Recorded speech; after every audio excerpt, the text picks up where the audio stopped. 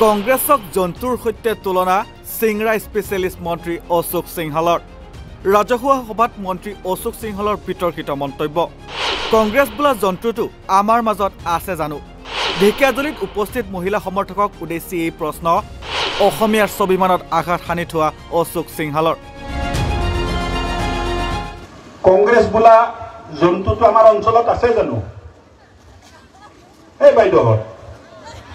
কংগ্ৰেছ বোলা জন্তুটো আমাৰ অঞ্চলত আছে জানো আছে নেকি নে আছে যদি কক নাই শালীনতাৰ পাৰ ভাঙি ৰাজনৈতিক সভাত এগৰাকী মন্ত্ৰীয়ে দিলে চৰম বক্তৃতা এইগৰাকী ব্যক্তিক হয়তো আপুনি ভালকৈ চিনি পাইছে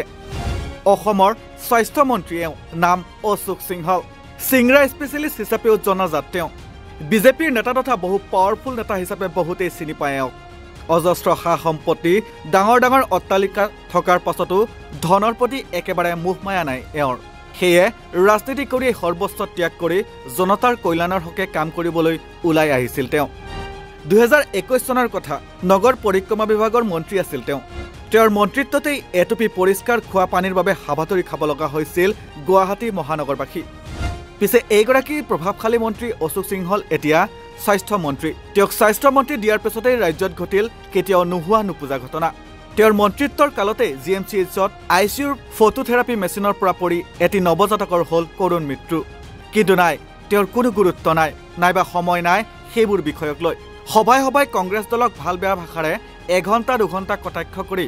ভাতৰ ভোক লগা এইগৰাকী মন্ত্ৰীৰ সেই কৰুণ মৃত্যু হোৱা নৱজাতকৰ প্ৰতি হ'ল মাত্ৰ কেইছেকেণ্ড মানহে সময় আৰু নকওঁতে ভোক লাগিছে যাম এই ভাত আছে নে এই বনাইছনে নাই ভাত এই বনাইছে বোলে ভাত বনাইছে এতিয়া যাওঁ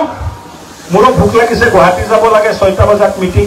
এতিয়া আহো ঢেকিয়াজুলি সমষ্টিৰ অন্তৰ্ভুক্ত উৰহিলগাৰ এখন সভাৰ কথা ভাষণযোগে জন্তুৰ লগত তুলনা কৰিলে ভাৰতবৰ্ষক স্বাধীনতাৰ স্বাদ দিয়া ভাৰতৰ এটি পুৰণি ৰাষ্ট্ৰীয় ৰাজনৈতিক দল কংগ্ৰেছ দলক যিটো দলে ইংৰাজৰ 200 বছৰীয়া শাসন ওপৰাই দেশখন স্বাধীন কৰি তথা ভাঙি যোৱা দেশখন আজিৰ এই অৱস্থা পালেহি সেই দলটোক জন্তুৰ লগত তুলনা কৰিলে বিজেপি মন্ত্ৰী অশোক সিংহলে ঢেকিয়াজুলিৰ ৰাজহুৱা সভাত মহিলাক উদ্দেশ্যি প্ৰশ্ন অশোক সিংহলৰ কংগ্ৰেছ বোলা জন্তুটো আমাৰ মাজত আছে জানো কংগ্ৰেছ বোলা জন্তুটো আমাৰ অঞ্চলত আছে জানো এই বাইদেউ কংগ্ৰেছ বোলা জন্তুটো আমাৰ অঞ্চলত আছে জানো আছে নেকি নে আছে যদি কক নাই ইফালে মন্ত্ৰী অশোক সিংহালে কংগ্ৰেছ দলক জন্তুৰ লগত তুলনা কৰাৰ মন্তব্যক ধিক্কাৰ দিছে বিৰোধীৰ একাংশ নেতাই কংগ্ৰেছৰ বিধায়িনী দলৰ দলপতি দেৱব্ৰত শইকীয়াই কয় যে তেওঁৰ নিচিনা এজন দুৰ্নীতিপৰায়ণ ব্যক্তিয়ে ভাৰতৰ স্বাধীনতা আন্দোলনৰ নেতৃত্ব দিয়া কংগ্ৰেছ দলৰ বিৰুদ্ধে মন্তব্য দিয়াটো শোভা নাপায় তেওঁ শীঘ্ৰেই ৰাজ্যৰ ওচৰত ক্ষমা ভিক্ষা মাগক নহলে আমি আইনী ব্যৱস্থা গ্ৰহণ কৰিম ব্ৰিটিছৰ গোলাম হৈ থকা হলে তেওঁৰ নিচিনা মানুহৰ কি অৱস্থা হ'ল হয় তেখেতে নিজে কিজানি জন্তুতকৈ অধম জীৱন যাপন কৰিব লগা হ'ল হয় তেনে এজন মানুহে সংবিধানৰ শপত লোৱাৰ পিছত এই কংগ্ৰেছ দলৰ জন্তুৰ লগত তুলনা কৰিছে ই অতি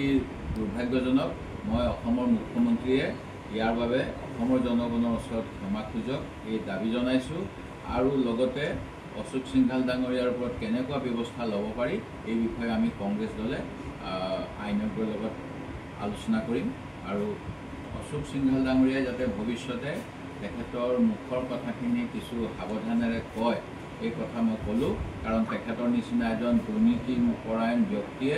কংগ্ৰেছ দলক এনেকুৱা কথা ক'ব নাপায় কংগ্ৰেছ দলটোৰ সকলোৱে দুৰ্নীতি কৰে বুলি কৈ প্ৰধানমন্ত্ৰী নৰেন্দ্ৰ মোদীয়ে কংগ্ৰেছীবিলাকক জেলত দিম বুলি কৈছিল কিন্তু এতিয়া ইডি CBI পুলিচ সকলোবিলাক তেওঁৰ ৰাজনৈতিক শত্ৰু কংগ্ৰেছক দমন কৰিবলৈ ব্যৱহাৰ কৰি আছে আৰু সেই গতিকেই মাত্ৰ 2-3% প্ৰসিকিউশ্যন ৰেট হৈ আছে ইডিৰ আৰু সুপ্ৰিম কোৰ্টে শালীন মন্তব্য এজন মন্ত্ৰীৰ পৰা কেতিয়াও কাম্য নহয় আৰু তেখেতে এই অভদ্ৰ ব্যৱহাৰ কৰাৰ বাবে আমি কংগ্ৰেছ দলে তেওঁক গৰিহণা দিছোঁ তেখেতেও ৰাজহুৱা ক্ষমা খোজক এয়া আমাৰ দাবী মাননীয় মন্ত্ৰী মহোদয় কংগ্ৰেছ দলক আপুনি বেয়া পায় সেইটো আপোনাৰ ব্যক্তিগত কথা কিন্তু এটা ৰাষ্ট্ৰীয় দলক জন্তুৰ লগত তুলনা কৰি আপোনাৰ জ্ঞানৰ গভীৰতা কিমান তথা আপোনাৰ মানসিকতা কিমান নিকৃষ্ট সেই কথা ৰাজ্যৰ আগত আপুনি নিজেই জনাই দিয়া নাইনে নেক্সট ৰিপৰ্ট নৰ্থ ইষ্ট নাও